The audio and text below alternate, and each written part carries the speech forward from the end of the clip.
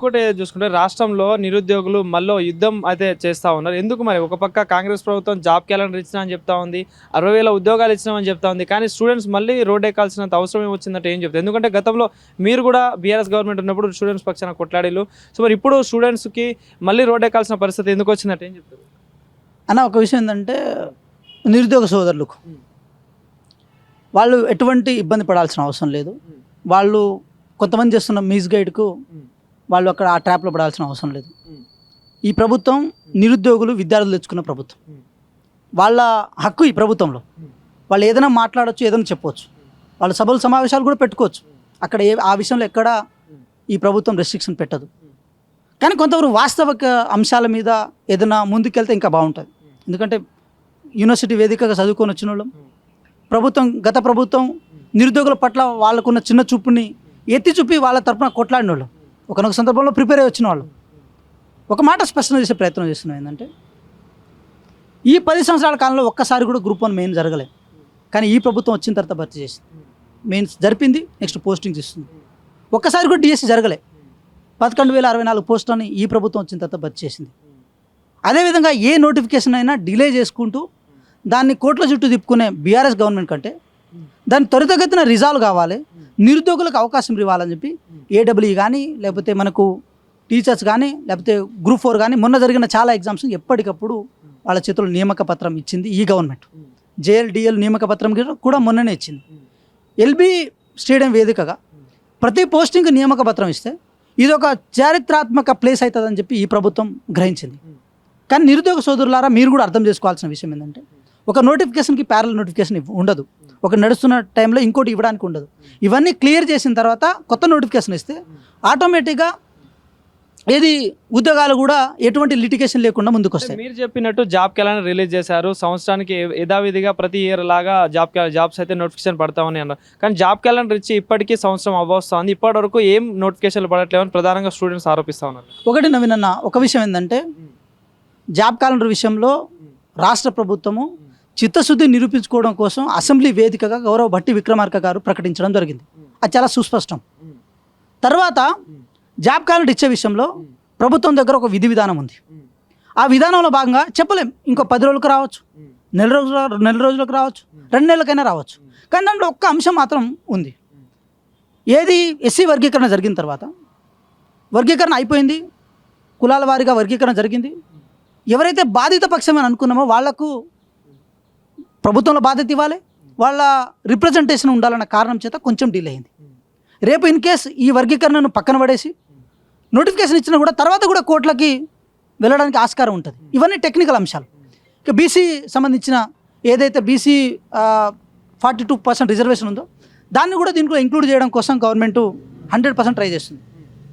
ఒక మాట నేనేం చెప్పే ప్రయత్నం చేస్తున్నా అంటే, విద్యార్థులారా, మిమ్మల్ని మోసం చేయడం కోసం ఈ ప్రభుత్వం ప్రయత్నం చేస్తలేదు, చేయదు కూడా. మీ పక్షాన ఈ ప్రభుత్వం నిలుస్తుంది. మీరు ఏర్పాటు చేసే ఈ ప్రభుత్వం వచ్చింది. ఆ కృతజ్ఞత ఈ ప్రభుత్వానికి ఉంది, గౌరవ ముఖ్యమంత్రి గారికి ఉంది. సో ఎక్కడ కాంగ్రెస్ పార్టీ నుంచి కానీ, కాంగ్రెస్ పార్టీ ప్రభుత్వం నుంచి కానీ మిమ్మల్ని నిరుత్సాహపరిచే ఏ కార్యక్రమాలు ఈ ప్రభుత్వం చేయదు. నేను చెప్తా నేనేమంటున్నా అంటే, నవీన్ గారు, అశోక్ నగర్ వేదిక నుంచి కానీ, దిల్సునగర్ వేదిక నుంచి కానీ, ఉస్మానియా యూనివర్సిటీ వేదిక నుంచి కానీ ఈ వేదికలో చదువుతున్న విద్యార్థులు కన్సిస్టెన్స్గా మీరు చదువుతూ ముందుకెళ్ళండి. మీకు ఎక్కడ ఈ ప్రభుత్వం నిరుత్సాహపరచదు.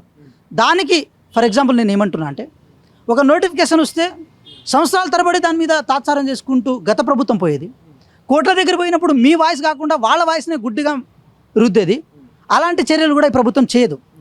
ఒక కన్స్ట్రక్టివ్గా ఏదైతే నోటిఫికేషన్ జాబ్ క్యాలెండర్ ప్రకారం అన్నామో అన్ని శాఖల్లో, విద్యాశాఖ కానీ, రెవెన్యూ శాఖ కానీ, లేకపోతే మనకు వెల్ఫేర్ శాఖ కానీ, అన్ని శాఖల్లో ఉన్న ఆల్రెడీ పోస్టింగ్స్ అన్నీ ఒక చోటకి చేర్చడం జరిగింది.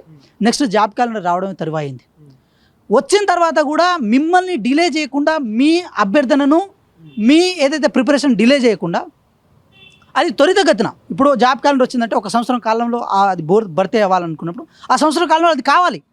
కానీ మధ్యలో ఎవరో వచ్చి పుల్లలు పెట్టి దాన్ని డైవర్ట్ చేస్తే అప్పుడు ఎవరైతే అభ్యర్థులు ఉంటారో కష్టపడి ఊళ్ళ నుంచి ఎంతో రూపాయి తల్లిదండ్రుల నుంచి పోగు చేసుకొని వచ్చి ఒక సంవత్సర కాలం వరకు మాత్రమే మేము చదివి జాబులు తీసుకొని బయటకు వద్దాం అనుకుంటారు.